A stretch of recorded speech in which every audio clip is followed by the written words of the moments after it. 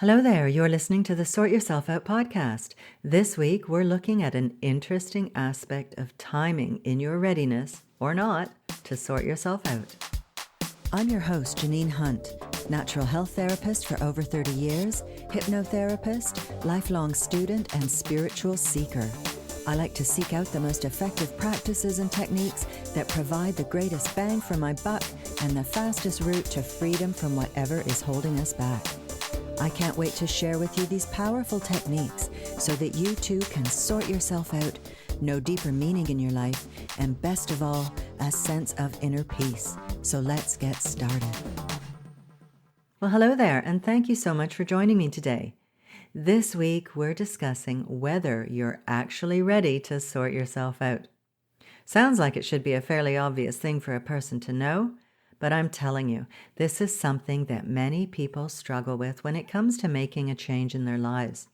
You might even have noticed it yourself. You feel like you want to make a change. You know you need to make a change, and you try again and again, but you just can't seem to make it stick. Or worse, maybe you can't even get started. Or perhaps you feel like you know what you need to do. You know the steps to take, but you just cannot make yourself do it. We usually have to be really motivated to make a change in our lives, to break out of our habitual patterns of behavior, of thinking, and of being. And these things can be hard work. And if we're not sufficiently motivated, or if the stakes are not high enough, we may find ourselves backsliding, reverting to the old unwanted ways, or making false start after false start. And that is so dispiriting and demoralizing that we end up feeling burnt out with the whole process. So perhaps you've been bummed out for a long time and you're thinking, there's got to be more to life than this. Or maybe you do or say something and think, oh no, I can't believe I did that. I need to sort myself out. Well, sometimes we need to hit rock bottom or have a serious scare or get totally fed up before we'll make the change we know we need to make and succeed at making it permanent. But here is the major point about being ready to sort ourselves out. We have to reach that point where it's less painful to make the change than it is to carry on as we are. I was in this situation myself many years ago. I was a drinker. I loved my wine. And on a good day, or I guess a bad one, I'd get through rather a lot of it. Now, I'm not going to go into all the details of it, but for the sake of clarity here, I will tell you that I was not able to stop drinking despite many attempts spanning several years until I was having some serious health issues related to it. I had to hit rock bottom. Basically, my body was going numb, and this is how bad it was. It had been going on for years, developing numbness spreading from the extremities inward, and still I could not stop. I was just not sufficiently motivated to change until it got really serious and I could not ignore it any longer. And then when I was ready, a miracle came along that allowed me to stop drinking and be free of the desire to drink forever. And that, believe it or not, was a book called How to Control Your Alcohol by Alan Carr. I was amazed that after years of unsuccessfully trying to control my drinking, that a book had freed me in a matter of days. It still seems like a miracle today, 17 years on. Basically, Alan Carr's books, he also has one to quit smoking, which I recommend.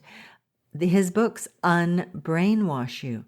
They debunk the ideas you have about your addiction and why you drink or smoke. And they reorganize your thoughts so that you see things entirely differently and with clarity. This book, or rather the way this book worked, had a profound effect on me. I was so amazed and fascinated by the power of the mind to cure me and to actually free me of my long-held and deep-seated addictions that I went on to train as a hypnotherapist. But one thing I've discovered in myself and seen again and again in my clients is that you've got to be truly ready to change. You can go see a hypnotherapist to quit smoking, but if you're not 100% ready, it ain't gonna happen. I cannot tell you the number of times that I have offered healing advice to people, and they've not been prepared to take the necessary steps on the path to healing. It took me a long time to learn that not everyone wants to heal, or they don't want to hear it from me. But if you asked them, they would say, sure, of course I want to be better. I want to be healthy. I want to be free of this problem. But in reality, they are just not ready.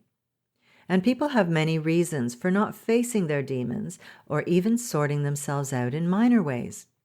Some people are too deeply ensconced in their victimhood. They are utterly identified with their pain and suffering. It feels like they are their pain. It's who they are. And so who would they be without it? Some people really like the attention and sympathy they get when they talk about their issues. And usually, boy, can they talk. So they don't want to give that up, even though it means continuing to suffer. Other people worry that they will distance themselves from friends and family if they make a big change in their lives. This is a real concern for people and can be a huge factor in not making a necessary change. Have you ever noticed that the people around you tend to have similar issues to you? They may love you, but when you decide to change your life, you hold up a mirror that reflects to them what's not working in their life. And maybe they don't want to see it or aren't ready to change themselves yet. And it can be uncomfortable for everybody. And there are loads of people who will only sort themselves out if it's as easy as popping a pill. They're not up for any introspection or any actual effort on their part.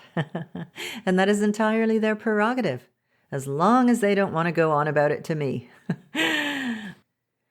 Others simply haven't found the way yet that will help them to move on from their problems. And there are lots of unknowable energies at work in the world that lead us to make a change when the timing is right and when we will most benefit from it.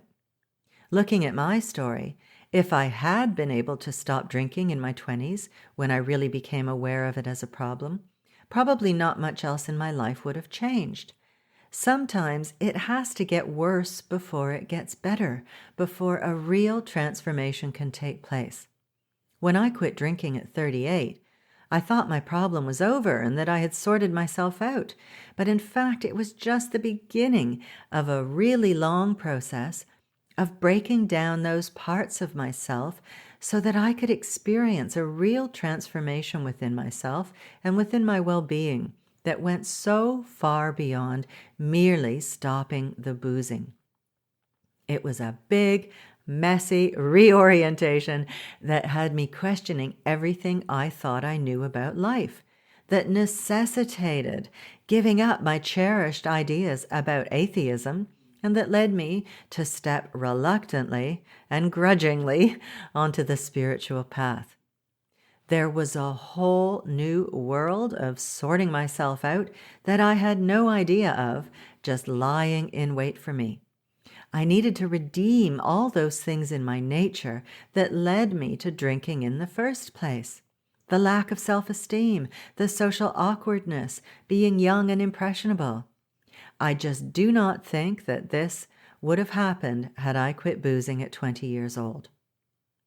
And knowing what I know now, I can feel the hand of my soul in this, in the call to not just stop drinking to improve my health, but to deeply transform and get on the path to doing what I am meant to do in my life. Life is complex, and we have all incarnated in this body, in these circumstances, with these people, in this place, at this time in history, so that we can work some shit out individually and together. and move on, healed and wiser. There we go, the purpose of life in a nutshell, according to Janine. We're working shit out. It's not always obvious to observers or even to ourselves in the midst of it what is going on and the things that are at work on unseen levels. So yes, change can be hard and it can be scary, leaving your comfort zone and stepping into the unknown. So, how do you know if you're ready to sort yourself out? Well, generally, if it's less painful to stay as you are than to make the change, you may not be ready yet. You may need to go through some more life experiences before you can really free yourself of your problem and arrive at a place where you feel good within yourself. Try not to need to hit rock bottom, though. It is not a required step on the journey to greater well-being. All that being said, I don't want it to stop you from seeking to heal your life. Sometimes sorting yourself out is incremental and takes place over the course of many years. But healing can also happen in an instant, and maybe that is your destiny. And these days, I'm focusing on learning and growing through joy rather than pain and struggle. I wasn't able to do that before. I just didn't have the knowledge. I recently finished running a free 5-day challenge called the Fast Track to Joy, about just that, learning and growing through joy instead of through pain and struggle and crises. And that's the common way we learn. But really, isn't growing through joy a much nicer way? Darn tootin' it is. Now, my free joy challenge is over. But if you're interested, those teachings are available in my new membership, the Better Than Happy Zone, along with a whole library of goodies, of techniques and practices to transform your well-being. And I'll be adding to that library every month. So if you're interested, go on over to betterthanhappyzone.com to check it out. That's betterthanhappyzone.com. So the important thing, if you're seeking to make a change in your life, big or small, is don't stop trying to sort yourself out. And also don't be discouraged or beat yourself up if you don't succeed at first. As my story shows, sometimes life has greater things in store for you than you could have imagined. Okay, on that happy note, that's all for today. Have a wonderful week. Bye for now.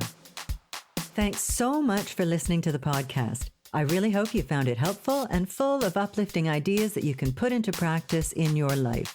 And if you have, chances are your friends and family will too. So please share it with them on social media. You'll be helping them to sort themselves out, because I bet you think they need it, right? But seriously, you'll also be doing me a huge favor, and I will be eternally grateful for your generosity. It would also be lovely if you would leave me a review on iTunes.